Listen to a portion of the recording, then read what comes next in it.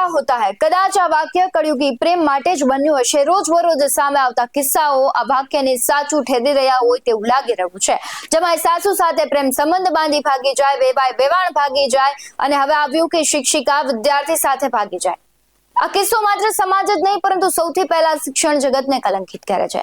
સભ્ય સમાજની વાતો કરીએ છીએ, સંસ્કૃતિની વાતો કરીએ છીએ, પરંતુ આવા કિસ્સાઓ સામે આવે ત્યારે આપણે એક પ્રશ્ન થાય કે ક્યાં છે આપણી સંસ્કૃતિ, ક્યાં છે સભ્ય સમાજ। નમસ્કાર, આપની સાથે હું ભૂપતિ વિશાવડિયા। વાત સુરતની એક ઘટનાની છે, જ્યાં 23 વર્ષની એક શિક્ષિકા છે 11 વર્ષના સ્ટુડન્ટને લઈને ભાગી જાય છે અને સમગ્ર શહેરમાં ચર્ચા ઉપજે છે।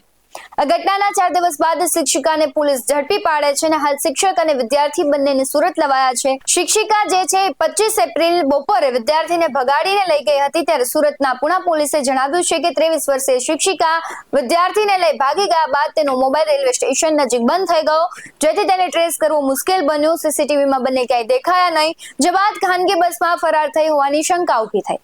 શિક્ષિકા પાસે રહેલો બીજો મોબાઈલ ટ્રેસ કરીને પોલીસની ટીમે શામળાજી નજીક ચાલતી બસમાંથી શિક્ષિકા અને વિદ્યાર્થીને સવારે 4 વાગે પકડી પાડ્યા હતા। 4 દિવસમાં બંને 390 કિલોમીટરથી વધુ દૂર જતા રહ્યા। બંનેની પ્રાથમિક પૂછપરછમાં ખુલ્યું છે કે 23 વર્ષીય શિક્ષિકા અને 11 વર્ષીય વિદ્યાર્થી છેલ્લા 3 વર્ષથી એકબીજાને ઓળખે છે અને સંબંધમાં નજીક આવી ગયા હતા। વિદ્યાર્થી છેલ્લા 1 વર્ષથી એકલો જ શિક્ષિકાના ઘરે ટ્યુશન પણ જતો હતો। સમગ્ર ઘટનામાં પોલીસની પ્રતિક્રિયા આવી છે, તે પણ સાંભળીએ। સુરત શહેરના પુણા પોલીસ સ્ટેશન વિસ્તારમાં એક ઘટના બની હતી કે જેમાં એક બેન માનસીબેન કરીને છે, એમને ત્યાં એક સ્ટુડન્ટ તરીકે એક છોકરો આવતો હતો, એમની સાથે એ નીકળી ગયા હતા। આ જે માનસી છે એ 25 તારીખે પુણા પોલીસ સ્ટેશન વિસ્તારમાં જ નીકળી ગયા હતા। ત્યારબાદ પોલીસે તપાસ શરૂ કરી હતી। ઘણી બધી તપાસ કરી, ઘણા બધા અમે સીસીટીવી કેમેરાસ ચેક કર્યા, બહુ બધા અમારા હ્યુમન જે રિસોર્સિસ હોય છે, ઇન્ટેલિજન્સ રિસોર્સ, એ લોકોને એક્ટિવેટ કર્યા। આ ઉપરાંત ટેકનિકલ રિસોર્સિસ એક્ટિવેટ કરી અને છેવટે ગઈકાલે એને રાયગઢ પાસેથી અમે મેળવી લીધા હતા। આ જે વ્યક્તિ છે માનસીબેન, એ પોતે ઘરે વારંવાર એમને ઠપકો આપવામાં આવતો હતો।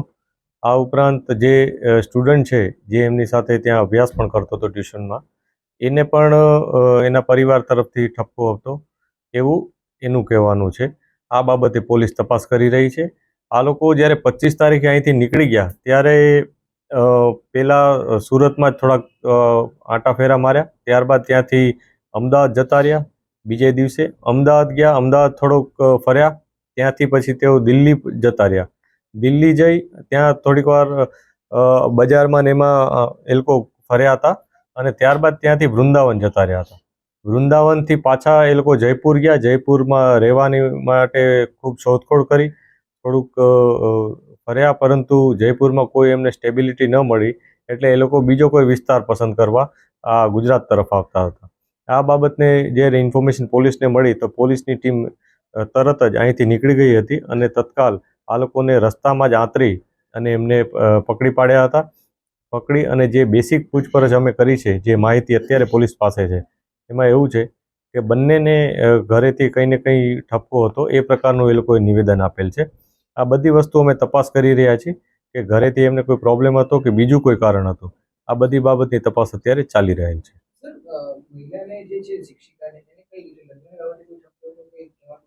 જે બેન છે, અત્યારે પોલીસને જે પ્રાઇમરી ઇન્ફોર્મેશન આપી છે એમાં એમણે એવું કીધું છે કે એમને કામ કરવા બાબતે ઘરેથી વારંવાર કહેવામાં આવતું હતું, એ બાબતે ઠપકો પણ વારંવાર આપવામાં આવતો હતો અને પોતે ટ્યુશન ચલાવી અને પોતાનું કામ કરે છે। અગાઉ તેઓ નર્સ પણ હતા, એટલે આ પ્રકારનું એમનું આખું લાઈફસ્ટાઈલ બાબતે એમણે અમને જણાવ્યું છે।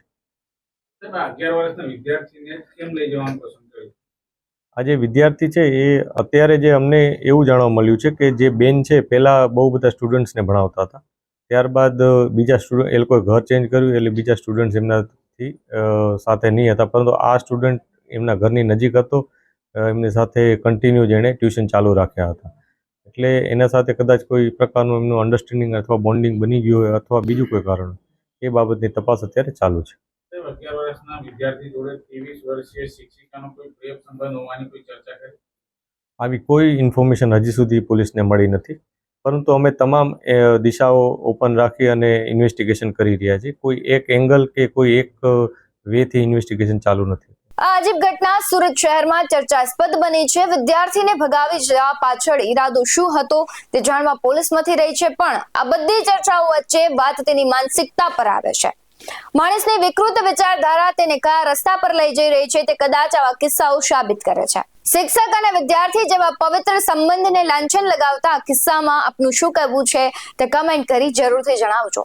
આવા જ વધુ અહેવાલો સાથે ફરી મળતા રહીશું. તમે અમારી YouTube ચેનલને સબસ્ક્રાઇબ કરવાનું, અમને Facebook અને Instagram પર ફોલો કરવાનું ભૂલશો નહીં. બાકી અવનવી અપડેટ્સ મેળવવા માટે જોતા રહો BS9 TV ન્યૂઝ. નમસ્કાર.